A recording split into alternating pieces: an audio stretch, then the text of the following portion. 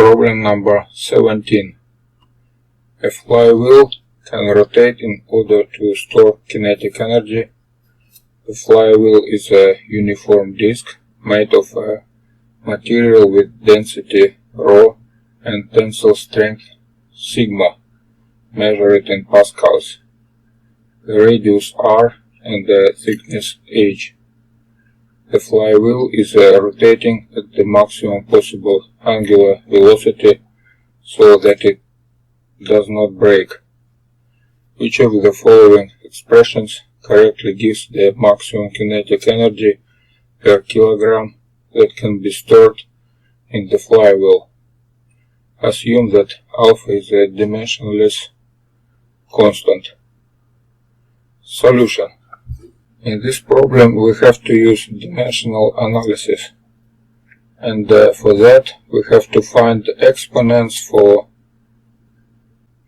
this expression, which should give us energy per mass units. So it means that we have to insert instead of these variables dimensions. Their dimensions. Dimension for ρ it's mass of L cube. Dimension for tensile strength, that's pressure, that's mass per length per time square. And for R and H dimension is L. And the result must be L square over T square. So first of all we see that we cannot resolve this problem straight because R and H have the same dimension and there are no way to distinguish them. But it's obviously if we increase thickness twice, we increase mass twice, and we increase energy twice. So it means that D must be equal 0. And the other equations looks like this. For unit mass we have A plus B equals 0. For unit length we have negative 3A minus B plus C equal 2. For unit time we have negative B equal negative 2. So it means that B equal 1, A equal negative 1 and C equal 0. That's the answer E, correct one. Problem number 18. Shown below are 3 graphs of the same data. Which is the correct functional relationship between the data points? Assume A and B are constants. Solution. Because middle graph is a straight line, we can correctly write logarithm y equal ax plus b. Or we can rewrite it in form of y equal a multiplied by exponent and power bx. So that's a solution D. Problems number 19 and 20. The following information applies to questions 19 and 20.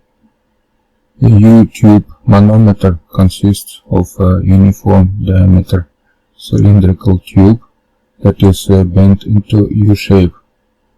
It is originally filled with water that has a density ρW. The total length of the column of water is L. Ignore surface tension and viscosity. Question 19. The water is displaced slightly so that one side moves up a distance x and the other side lowers a distance x. Find the frequency of the oscillation. Solution.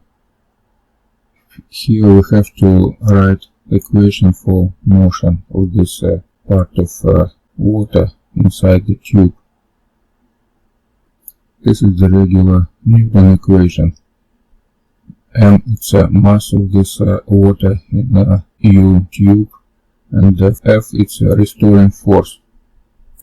Mass equal density of water multiplied by volume, which is cross-sectional area A multiplied by length L.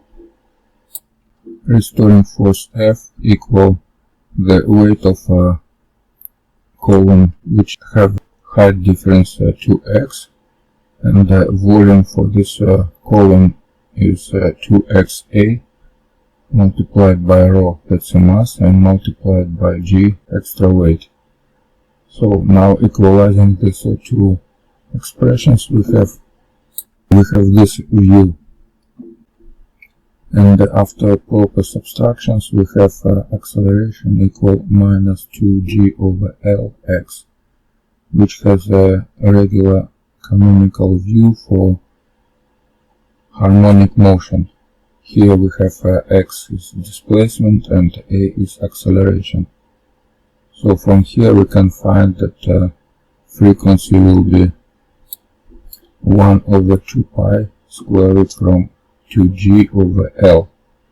That's the answer A. Question number 20. Oil with a density half that of water is added to one side of the tube until the total length of oil is equal to the total length of water. Determine the equilibrium height difference between the two sides. Solution. Let's draw the picture.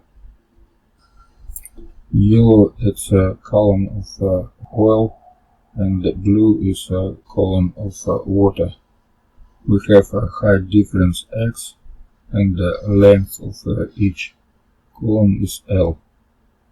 Now we can write equation for pressure equivalence in a level which is dividing oil and water from left side, and the same level on the right side. So we have this equation for pressure from right side and from left side. And because raw oil is twice less than raw water, we have solution x equal L over 2, which is answer B.